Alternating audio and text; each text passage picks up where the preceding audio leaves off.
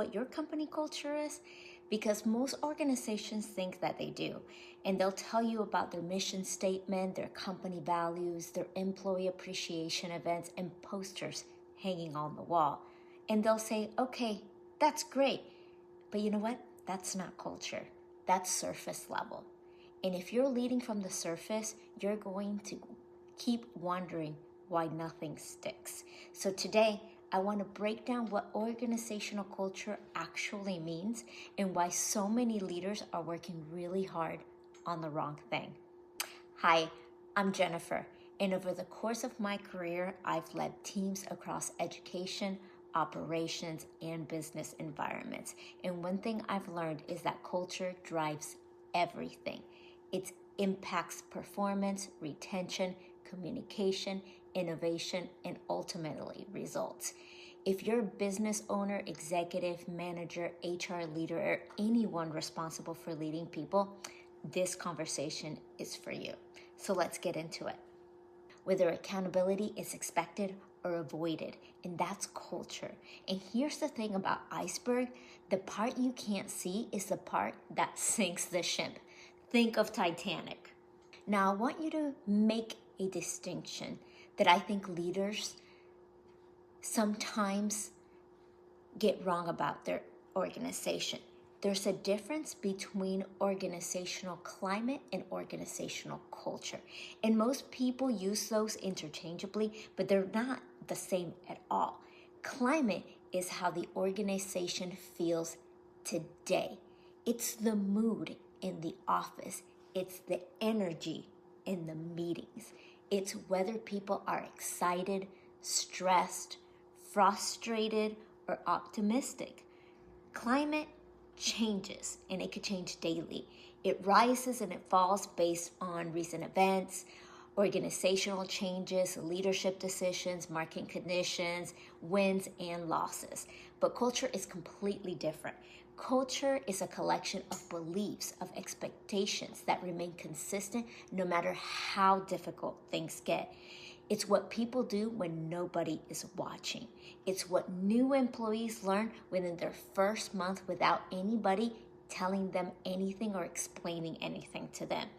Here's the simplest way to think about it. An example, climate is the weather, but culture is the climate.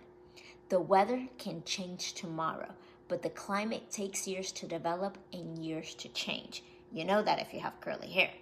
So when organizations say that they're working on culture, but what they really mean is that they're trying to improve morale this quarter.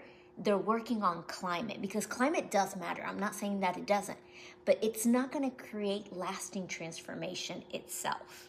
The distinction feels especially important right now. Organizations everywhere are facing so many challenges. There's burnout, there's talent shortages, rapid change, economic uncertainty, pressure to do more with fewer resources, AI. And in response to all this, people aren't feeling great. There's more initiatives, more training, more programs, more meetings. But if the underlying belief is that things haven't changed, guess what? The results won't either. If employees still don't trust leadership, still operates in silos, if people don't feel valued or heard, the program won't solve the problem. You can add all the engagement activities you want. The iceberg is not going to move. Real culture change starts below the waterline. It starts with really difficult questions. What do we truly value? What behaviors are actually rewarded here? What assumptions are driving our decisions? There is a gap between what we say and what we do. That's uncomfortable work, but it's only work that creates the lasting change. So we have to invest in it. We have to do it. So what does it look like when an organization is genuinely working on culture instead of just appearances? Well, a few things will start to stand out really consistently. One, leaders talk about beliefs, not just behaviors. They're not simply going to say, oh yeah, we want employees to collaborate. They'll say, well, what do we believe about teamwork? What gets in the way of it, and how do we model it for ourselves, right? Another one is recognition programs are connected to the values, and training programs are then connected to a purpose. Performance expectations are clear and consistently reinforced.